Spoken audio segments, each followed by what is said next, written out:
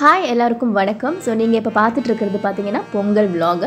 So நாங்கள் வந்து எப்படிலாம் வந்து செலிப்ரேட் பண்ணோம் அப்படின்றது தான் நீங்கள் பார்த்துட்ருக்கீங்க.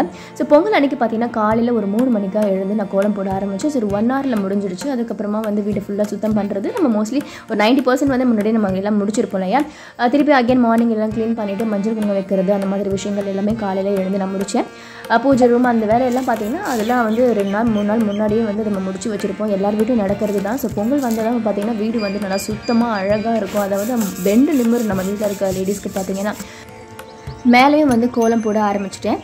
அதுக்கப்புறமா என்னோடய குட்டீஸும் பார்த்திங்கன்னா அழகாக குளிச்சுட்டு ஃப்ரெஷ் ஆகிட்டு அழகாக ட்ரெஸ் பண்ணிக்கிட்டாங்க. வேஷ்டி செட்டு 2 பேரும் போட்டுட்டு அழகாக டிப்டாப்பாக ரெடி ஆகிட்டு வந்துட்டாங்க மேலே.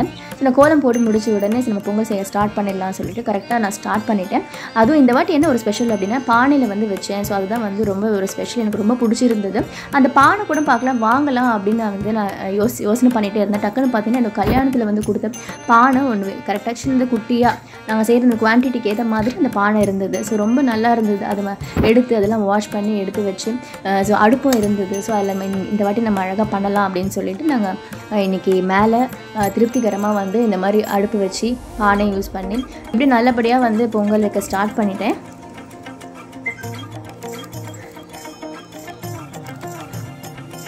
காற்று வேறு ஓவராக அடிச்சுட்டே இருந்தது. அந்த அப்படியே கொஞ்சம் அந்த ஃப்ளேம் பார்த்திங்கன்னா அப்படியே கொஞ்சம் ஸ்லோவாகி அப்படி ஹை ஆகி அப்படி போயிட்டே இருந்துச்சு. ரொம்ப மேலே வைக்கிறதுனால சாதாரணமாக பார்த்திங்கன்னா காற்று நல்லா அடிக்கும்.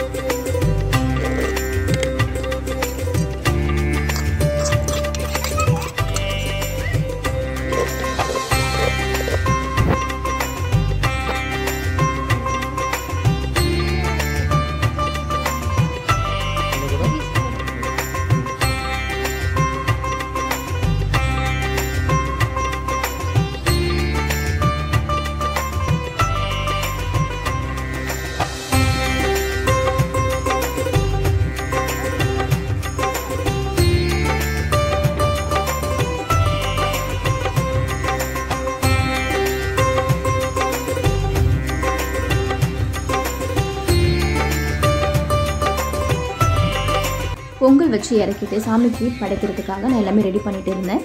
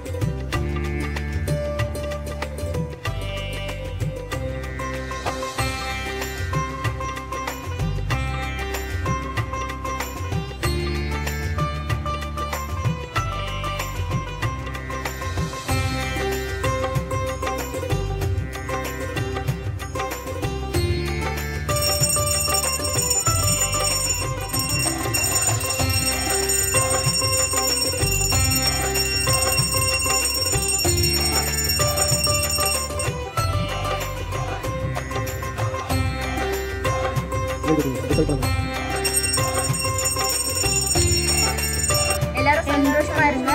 எல்லாருக்கும் ஹாப்பி பொங்கல்.